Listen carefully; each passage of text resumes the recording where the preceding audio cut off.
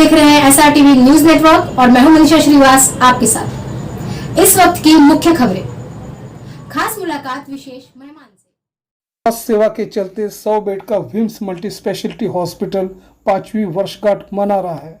आइए जानते हैं MD डॉक्टर विनय कालपांडे से क्या है आगे का फ्यूचर प्लान, क्या होगा कॉम्प्रिहेंसिव पैकेज, एक विशेष चर्चा में। विनय कालपांडे सर, हम आपसे ये जानना चाहेंगे कि जैसे कि 5 इयर्स कंप्लीशन हो गया हॉस्पिटल का, आज एनिवर्सरी डे है, तो किस तरह का आप लोगों का आगे का टारगेट रहेगा उस बारे में बताइए। नमस्कार, मैं डॉक्टर विनय कालपांडे, मैनेजिंग डायरेक्टर हूँ विम्स हॉस्पिटल का। विम्स हॉस्पिटल ये एक 100 बेड का मल्टी स्पेशलिटी हॉस्पिटल है और हम लोग सभी प्रकार के, सभी सब्जेक्ट्स के, सभी फैकल्टीज़ के कंसल्टेंट हमारे यहाँ मौजूद है। Medicine, surgery, gynaec obstetric, paediatric, orthopaedics, ENT, plastic surgeon, cardiology, cardiothoracic surgeon एवं नियोनेटोलॉजी, इन सभी के स्पेशलिस्ट हमारे यहाँ है। किंबहुना वहाँ हमारे डायरेक्टर्स भी है।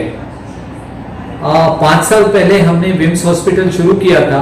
आज हम 5वीं उसकी वर्षगांठ मना रहे हैं और अभी तो एस्टेब्लिश्ड हॉस्पिटल कहलाते हैं हम लोग, लेकिन आगे भी कुछ करने के विचार तो है ही। सबसे पहला है, हम सोच रहे हैं कि हमें सुपर स्पेशलिटी हॉस्पिटल, जैसे कि अभी हमारे यहाँ सब general speciality, general multi speciality hospital है, अभी सुपर स्पेशलिटी यानी neuro surgery, cardiac surgery, plastic surgery एवं कैंसर, ऑन्को सर्जरी, ऐसे ब्रांचेस के साथ लेकर एक नया अस्पताल शुरू करने के हम विचार कर रहे हैं और उस दिशा से कुछ प्रगति पथ भी है। देखते हैं कब तक वो हमारा ये सक्सेसफुल हो जाता है, लेकिन 1-2 साल में हम लोग शुरू कर देंगे। सर, ये गौरतलब है कि विम्स हॉस्पिटल जो है आपके नेतृत्व में कोरोना काल में काफ़ी उनको सर्विसेज दिया हुआ, सेवा दिया हुआ है। तो अब आप बताइए कि जैसा आगे चल के जो कॉम्प्रिहेंसिव रिहेबिलिटेशन जो पैकेज है, किस तरह का आपका होगा, क्या सर्विसेज आप प्रोवाइड करोगे, उस बारे में बताइए। देखिए, कोरोना या कोविड-19 ये जो था, ये एक अलग ही चीज थी। इसमें जैसा एक पेंडेमिक आया है, यहाँ हम लोग सिर्फ नागपुर ही नहीं, भारत ही नहीं, पूरा दुनिया का इकोनॉमी, दुनिया की हेल्थ सिस्टम सारी अफेक्ट कर दी है। इसमें पेशेंट्स इतने थे कि वो सिर्फ गवर्नमेंट यदि संभाल ना पाए तो संभाल नहीं सकती थी। उस वक्त गवर्नमेंट ने सारे प्राइवेट हॉस्पिटल्स वालों को एक विनती की थी कि आप लोग भी इसमें शामिल हो जाइए। उसमें सभी अस्पतालों के साथ हमारा विम्स हॉस्पिटल भी था। हम लोग का टर्शरी हॉस्पिटल होने के कारण, हमारे यहाँ ICU सेवा, वेंटिलेटर्स होने के कारण जो ज़्यादा सीरियस पेशेंट्स रहते थे कोविड के, वो भी हम लोगों ने यहाँ पर ट्रीट किए और टचवुड हमारे यहाँ हम पेशेंट्स, ज़्यादा से ज़्यादा पेशेंट्स घर भेज सके, मॉर्टेलिटी भी काफ़ी कम थी।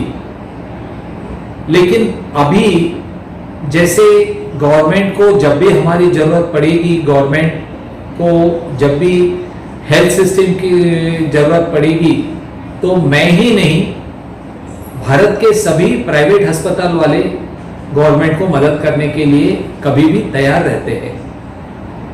तो उसी हिसाब से जब भी जरूरत पड़ेगी हम लोग वो सेवा देंगे। सर, जैसे कि कुछ सेक्शन में मांग उठ रही है कि लीवर ट्रांसप्लांट की भी यहाँ फैसिलिटी होना चाहिए, और जैसे ऑन्कोलॉजी में देखा गया कि कैंसर से भी काफ़ी पीड़ित लोग हैं, कैंसर दिन पे दिन बढ़ते जा रहा है, लाइफस्टाइल डिजीज हो गई है।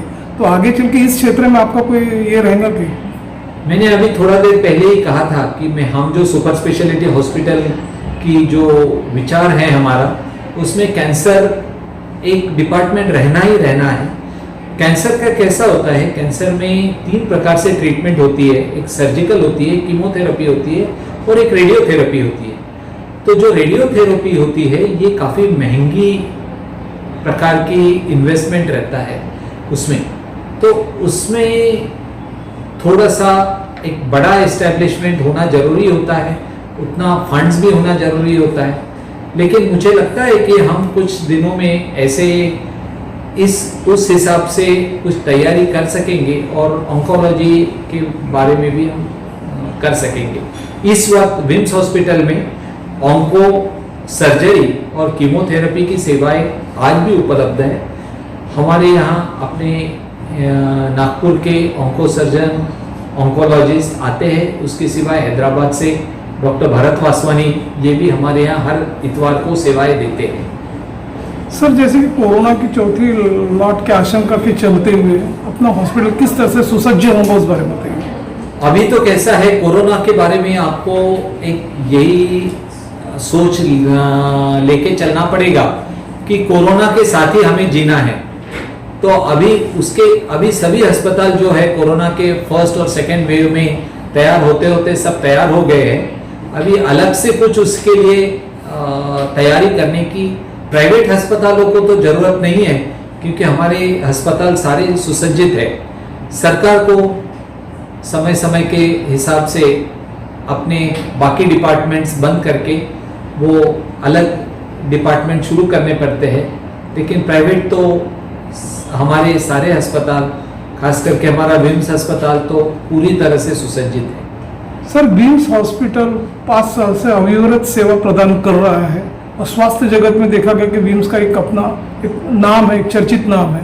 तो आप ये बताइए कि विम्स में और भी जो चिकित्सा सुविधा है आप प्रदान करने जा रहे हैं, तो इस संदर्भ में ज़्यादा से ज़्यादा लोगों ने विम्स हॉस्पिटल के सर्विसेज का फायदा उठाना चाहिए, लाभ लेना चाहिए। तो आप लोगों को क्या आह्वान करोगे, क्या एक मैसेज दोगे? देखिए, प्राइवेट हॉस्पिटल जो रहते हैं ना, वो 3 प्रकार के होते हैं। एक होते हैं छोटे नर्सिंग होम्स। छोटे नर्सिंग होम्स में मतलब यदि मैं हूं तो मेरा एक बिल्डिंग है, उसमें मेरा 7, 8, 10 बेड का, 15 बेड का, 20 बेड का एक हॉस्पिटल है, तो ये हुआ छोटा नर्सिंग होम। और दूसरा होता है कारपोरेट। ये कारपोरेट जगत जो होता है, यहाँ पे इन्वेस्टर्स होते हैं, लोग पैसा डाल के हॉस्पिटल शुरू करते हैं और वहां पर डॉक्टर्स एम्प्लॉय करते हैं, फैसिलिटीज काफी अच्छी होती है। लेकिन कारपोरेट जगत में यदि इन्वेस्टर्स रहे तो नेचुरली प्रॉफिट ये देखा ही जाता है। अब हमारा विम्स जो है ये हमारा it is a corporate like thing, लेकिन यहाँ का पूरा पैसा ये हमारे डॉक्टर्स लोगों ने ही डाला है। हमारे यहाँ के सारे पार्टनर्स, सारे डायरेक्टर्स ये डॉक्टर्स लोग ही हैं और वो कंपल्सरीली विम्स में ही काम कर रहे हैं। तो हमें वो जो एक थर्ड पार्टी प्रॉफिट जो लगता है कारपोरेट में डॉक्टर्स का देने के बाद भी, वो हमारे यहाँ नहीं है। तो उसके कारण हमारे जो पेशेंट्स हैं उन्हें काफ़ी कम एक्सपेंडिचर पे अच्छा सुविधा मिलती है।